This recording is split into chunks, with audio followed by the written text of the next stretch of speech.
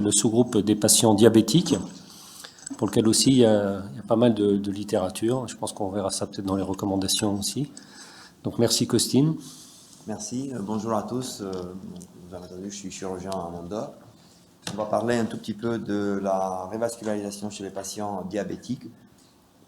Deux mots pour, si j'arrive à faire marcher, ouais. Donc j'ai pas de conflit d'intérêt par rapport au sujet de cette présentation, bien sûr. Par le fait que je suis chirurgien, comme je l'ai dit.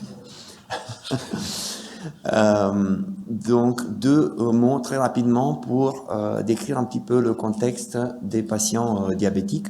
Alors, comme vous le savez très bien, le diabète, que ce soit de type 1 ou de type 2, c'est une pathologie qui augmente significativement le risque et c'est un facteur de risque majeur pour une atteinte coronaire. Ces patients-là, ils nécessitent plus souvent que les patients non diabétiques d'avoir recours à une révascularisation, que ce soit par chirurgie ou par stent. Et surtout, cette atteinte coronarienne, elle est typique pour ces patients. C'est une atteinte pluritronculaire très souvent, mais surtout une atteinte diffuse, donc avec plusieurs lésions sur les mêmes vaisseaux et surtout sur des vaisseaux qui sont assez calcifiés. Si les patients bénéficient de la révascularisation, alors d'autant plus, si tous les patients en bénéficient, d'autant plus ceux qui sont diabétiques. Et ce qui est très important aussi à remarquer, que si une révascularisation complète est importante pour les patients non diabétiques, elle est encore plus importante chez ces patients diabétiques. Maintenant, quelles sont les données sur lesquelles on peut discuter des indications de vascularisation? Je n'ai pas parlé de données qui montrent le bénéfice de la révascularisation par rapport au traitement médical. C'est des données anciennes que tout le monde connaît très bien. Mais surtout des données qui comparent la révascularisation chirurgicale avec la révascularisation par angioplastie, puisqu'on sait déjà que le bénéfice de la révascularisation chez ces patients-là est très important. Syntax, pour commencer, avec le sous-groupe de 452 patients diabétiques de l'étude Syntax, même si Syntax est une étude ancienne avec des stents qui ne sont pas de toute dernière génération, donc n'ont pas le résultat optimal. Il y a un bénéfice net dès la première année, mais surtout qui est clair à la fin du suivi, à la 5e année, en faveur de la révascularisation chirurgicale pour le critère principal de jugement, qui était un critère composite, comme vous le savez très bien, et qui incluait, en plus du décès, infarctus, accident vasculaire cérébral, incluait aussi la révascularisation. Et vous pouvez voir à gauche les patients diabétiques par rapport aux patients non diabétiques qui sont à droite, mais ce bénéfice-là, il semble être tiré essentiellement par la révascularisation. Il n'y avait pas de différence significative pour le critère composite, incluant seulement décès, AVC, infarctus. Bon, c'était une étude ancienne, à peu près à la même période, un tout petit peu plus récent quand même, mais toujours utilisant des stents plus anciennes. C'était l'étude Freedom. Là, il y a eu 1900 patients qui étaient randomisés entre chirurgie et angioplastie. Il n'y avait pas de patients avec une atteinte de tronc commun, il faut le mentionner. Et il y avait à 5 ans un bénéfice significatif pour le comptage en termes de critères composites de jugement qui n'incluaient pas les révascularisations cette fois-ci. Donc il s'agissait seulement de décès, accident vasculaire cérébral et infarctus, et aussi pour le décès de toute cause. Et il semble, comme ça a été déjà mentionné par M. De Souza, le suivi semble être très important parce qu'on voit que les courbes commencent vraiment à diverger significativement vers la fin de ce suivi, donc juste avant 5 ans ou probablement au-delà de 5 ans, la différence peut être encore plus importante. Tout ceci, c'était au prix d'un pourcentage plus important d'accident vasculaire cérébral pour les patients révascularisés chirurgicalement. Une étude plus récente, l'étude BEST, qui cette fois-ci, où cette fois-ci il y avait des stents de dernière génération.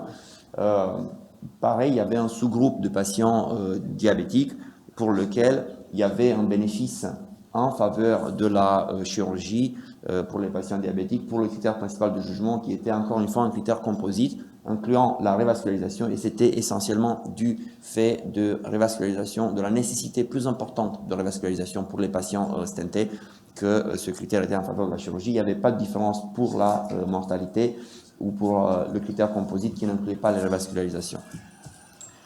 Bon, je vous ai pas mis, il y a d'autres études, j'ai pas mentionné les études plus anciennes, il y a aussi une méta-analyse, mais qui elle aussi inclut la plupart des études avec des stents anciens. Toujours est-il que la plupart des données sont en faveur de la révascularisation chirurgicale chez les patients diabétiques, à tel point que les guidelines mentionnent le diabète comme un des premiers facteurs en faveur de la révascularisation chirurgicale quand les patients peuvent bénéficier des deux types de révascularisation. Il faut bien sûr ne pas oublier que toutes ces données sont des données qui viennent des études prospectives randomisées dans lesquelles on inclut des patients qui ne correspondent pas tout à fait et tout le temps à la vraie vie.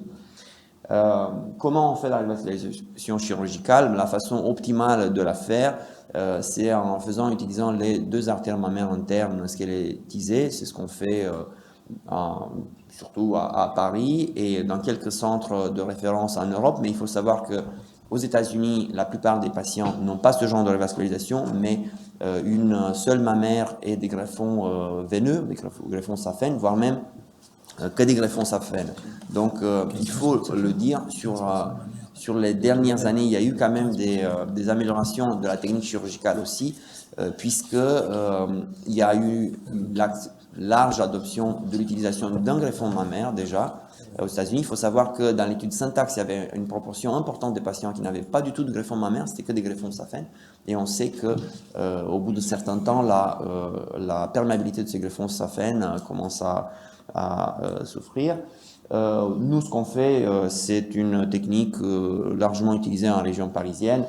On utilise les deux artères mammaires. Malheureusement, on ne voit pas très bien sur l'image, mais les artères mammaires sont prélevées de manière squelettonisée. Donc la mammaire, elle est toute seule, complètement libérée des tissus et des deux veines qui l'accompagnent.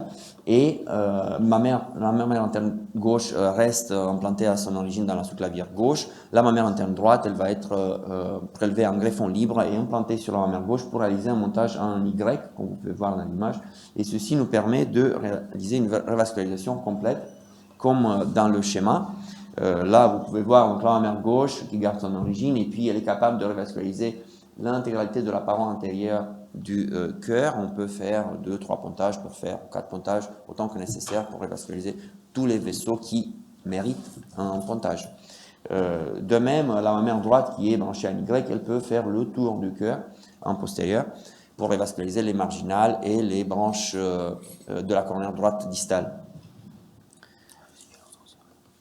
En conclusion, la plupart de données semblent être plutôt en faveur de la chirurgie, avec le bémol que j'ai mentionné, il s'agit essentiellement d'études prospectives randomisées. Bien sûr, on n'aura jamais le meilleur des deux mondes, c'est-à-dire de la vraie vie et les patients sélectionnés des études. Néanmoins, c'est des données qui semblent être assez solides en faveur de cette technique de révascularisation. Bien sûr qu'en présence de comorbidités qui font augmenter beaucoup le risque de la chirurgie, ou en présence des patients qui sont très âgés, l'angioplastie reste une solution qui peut être tout à fait adaptée, et la décision est à prendre lors d'une discussion multidisciplinaire au sein de l'équipe, au sein de l'ARC team. Je vous remercie de votre attention. Merci Costine. Est-ce qu'il y a des questions? Oui. Alors, vas-y. Merci pour cet exposé. C'est vrai que ce sont des patients pas seulement diabétiques, mais ils ont, comme tu viens de le dire, des polypathologiques. Est-ce que dans votre service, un certain pourcentage de patients qui ont une revascularisation hybride, c'est-à-dire angioplastie et chirurgie? Ça nous arrive, effectivement, c'est pas très souvent qu'on fasse ça, mais ça peut être le cas. Chez nous, c'est vrai que c'est assez rare, mais ça nous arrive de le faire. Alors pourquoi nous, on a un recours on recourt assez rarement à cette façon de revascularisation hybride? C'est parce qu'avec notre technique de de faire les pontages par les deux mammaires en Y, on n'a pas à travailler beaucoup sur l'aorte. C'est souvent le cas, c'est souvent ça qui augmente les risques. Et surtout, le fait de prélever de manière squelettonisée les greffons, ça nous permet d'avoir une longueur suffisante de greffons pour pouvoir faire une révascularisation complète avec la chirurgie. Si par contre, pour les patients, surtout pour les patients insuffisants cardiaques, où très souvent on a une dilatation importante du ventricule gauche et on a beaucoup de pontages à réaliser dans d'autres territoires, si le territoire distal de la cornère droite, on n'arrive pas à le révasculariser avec un greffon mammaire, plutôt que de mettre un greffon saphène, je pense que c'est tout à fait licite de faire une révascularisation. L'avantage aussi, c'est pour réduire le temps de CEC, de faire une révascularisation hybride, non? Pas forcément, c'est rajouter une anastomose ou deux, ça prolonge pas beaucoup le temps de CEC, le temps de clampage, si on parle de 10-20 minutes de plus. En fait, je pense que... Pardon. Non, oui, j'allais dire pour compléter ce que disait Costine, en pratique, quand on fait de l'hybride, ce qui arrive, c'est qu'effectivement, pour une raison technique liée au mammaire ou liée à l'anatomie du patient, une révascularisation toute artérielle ne pourra pas être faite. Et généralement, ça concerne effectivement la coronaire droite et qui par ailleurs, c'est un geste d'angioplastie simple. Plutôt que de mettre une saphène dessus, on préfère effectivement faire l'angioplastie. Donc on le fait de temps en temps. Alors après, on avait failli faire un petit topo là-dessus parce qu'il y a toute une question à chaque fois de la stratégie en termes de timing. Est-ce qu'on fait l'angioplastie avant le pontage, sachant qu'il faudra l'opérer sous bi-agrégation appliquataire? Est-ce qu'on fait la revascularisation chirurgicale et on complète juste derrière sur l'autre artère ou bien alors un peu décalé? Enfin, à chaque fois, c'est plutôt la discussion du timing optimal pour le patient qui se pose. Mais en général, effectivement, c'est souvent sur la droite, et plutôt que d'une saphène. Aujourd'hui, compte tenu effectivement des résultats des études, on préfère faire une angioplastie au stent actif. Souvent, si je peux juste ajouter, après, c'est pas tellement le temps de CEC, parce que maintenant, encore une fois, on n'est pas à 10 minutes près, tu vois, avec la cardioplégie, etc. C'est plus, moi je dirais, c'est comme ça que je vois les choses. Si tu veux, par exemple, c'est souvent la droite, en fait. Parce que tu peux faire le réseau gauche avec les deux artères mammaires en pédiculé, ce qui est peut-être mieux que de les faire en Y, parce que l'Y, tu mets tout sur un seul greffon. Voilà, ça c'est une chose. Et la deuxième chose, c'est que souvent, la droite, c'est la dernière, quand tu fais en Y, c'est la dernière anastomose, au point de vue flux. Donc si tu as une droite qui est pas forcément extrêmement serrée ou qui a besoin d'un gros débit, en fait, tu vas mettre un pontage qui va peu débiter dessus. Et donc je pense que si on peut mettre un stent, c'est mieux, parce que du coup, tu auras un flux antérograde. Moi, c'est comme ça que je raisonne, parce que j'ai vu plusieurs fois dans ma carrière des patients qui revenaient avec des ischémies inférieures au thallium. Le patient, il est asymptomatique. Tu lui fais une choro, et en fait, tu vois ton Y, et puis tu vois un vol, en fait, qui part quelquefois de la droite vers le pontage, qui monte à l'envers, avec des flux compétitifs. Donc, c'est souvent ça. Et on a discuté un malade, là, il y a avant-hier, là. Un monsieur qui m'est adressé pour 3 pontages, et il a une sténose très serrée de la droite, avec une énorme droite, et j'ai demandé à Emmanuel s'il pouvait le dilater, il m'a dit oui, pas de problème, donc je vais lui faire 4 pontages, je crois, à gauche, et puis on le dilatera secondairement. Je pense que le résultat est mieux. C'est pas tellement pour la CEC, hein. C'est juste pour ça, je pense. Romain, tu veux faire Une question, je vais parler fort. Est-ce que tu sais s'il y a des données sur le tronc commun isolé chez le patient diabétique? C'est une question qu'on se pose assez régulièrement sur le tronc commun isolé, même si on peut discuter sur Excel. Ouais, c'est une très très bonne question. On pourrait faire les deux, et à chaque fois on se demande si le fait que le diabétique change quelque chose sur le fait qu'il a un tronc commun isolé. Et ma connaissance. C'est une très bonne question et on déplorait le fait que Excel n'avait pas prévu de sous-groupe pour les patients diabétiques. Bon, il y a le débat maintenant avec Excel, mais on ne va pas rentrer dans ça. C'est pas. Mais toujours est-il que on reste un tout petit peu sur notre fin par rapport aux données. Enfin, peut-être que vous avez plus de choses à dire, mais globalement parlant, ce qui ressort des études, c'est que même dans le contexte du tronc commun, pour les patients diabétiques, la révascularisation chirurgicale est peut-être plus avantageuse, mais il n'y a pas de données solides à ma connaissance, il n'y a pas d'études prospectives randomisées là-dessus. Si vous avez des... Sachant que le tronc commun isolé simple chez le diabétique est une rareté, en réalité.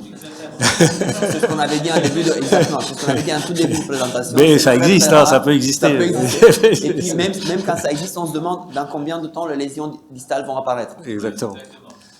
Une autre question parce que c'est quelque chose qui traîne régulièrement dans les discussions sur les doubles mammaires chez le diabétique. Est-ce que tu peux nous répondre sur le risque de médiastinite chez ces patients? Très bonne question. Bien sûr que le risque de médiastinite chez ces patients est plus important et plus élevé que pour les patients non diabétiques. Je ne vais pas donner des pourcentages là parce qu'elles sont très variables en fonction des études, en fonction de la définition de la médiastinite qu'on retient pour ça. Ce qu'il faut retenir, c'est qu'aujourd'hui, la médiastinite ne tue plus les patients. C'est une complication qui est déplorable, bien sûr. Ça augmente la durée d'hospitalisation, ça augmente l'inconfort des patients, mais au prix de 2 ou 3 semaines d'hospitalisation en plus, avec une reprise chirurgicale en plus, ce qui est quand même assez lourd. Hein. Mais au prix de tout ça, finalement, les patients se sentir avec le bénéfice d'une revascularisation chirurgicale faite avec les 2 mammaires, donc avec un bon espoir de perméabilité à long terme. La question, c'est quand on a l'association de plusieurs facteurs de risque pour des complications de sternum. J'élargis le mot médiastinite englobe beaucoup de choses. Oui. Ça peut aller, moi je parle complications de sternum. De la moindre petite désunion jusqu'à choc septique. La prévention, avant tout, avant le traitement, il faut pas en avoir. Parce que malgré, je suis d'accord que la mortalité a diminué, mais c'est quand même pour un malade très très très lourd d'avoir une complication de sternum. Alors moi je trouve que moi j'évite les doubles mammaires quand j'ai l'association d'obésité, diabète et maladie chronique pulmonaire obstructive. Si je vois que le malade va tousser dans le post-opératoire, c'est très mauvais parce que ça met sous tension la structure sternale. Ça c'est à une obésité morbide et diabète. Là, moi, je préfère garantir peut-être que les résultats à long terme, en termes de perméabilité, parce que je dois quand même, je sais qu'en France, moi, je suis un adepte des doubles mammaires, mais il faut avoir toujours un mais. Et puis chaque malade est un cas particulier. Et il faut quand même rappeler que l'étude ART à 10 ans n'a pas montré de différence significative en termes de mortalité. Hein. Peut-être qu'il y aura des raisons. Il y a eu beaucoup de crossover, il y a eu beaucoup de radiales qui sont mélangées. Enfin, on peut en parler longtemps là-dessus. Mais elle n'a pas montré. Elle n'a pas montré de différence significative. Donc il faut toujours avoir ça en tête. On sait tous que la perméabilité de la mammaire est bien supérieur, et donc c'est un meilleur greffon que la benzafène, c'est clair, personne ne peut revenir là-dessus. Et que les autres sur greffons artériels. Comment ? Et que les autres greffons artériels. Mais ceci étant dit, il faut quand même voir que chaque malade qu'on a en face de nous, il y a plusieurs facteurs de risque. Là, peut-être qu'il faut être prudent. Absolument, absolument. Mais il y a un mot que vous avez prononcé au tout début, qui est la prévention, qui est peut-être le mot-clé, et je vous remercie de l'avoir mentionné. C'est que ce qu'on fait nous aussi pour les patients diabétiques, surtout, si bien sûr le contexte le permet, on fait toujours une période de réadaptation préopératoire pendant laquelle ils ont un traitement, une insulinothérapie agressive pour bien contrôler le diabète avant l'intervention. Et ça, on est assez convaincu que ça peut diminuer les taux d'infection, complications infectieuses. Ok, merci beaucoup. On va enchaîner sur cette session. Merci Costine.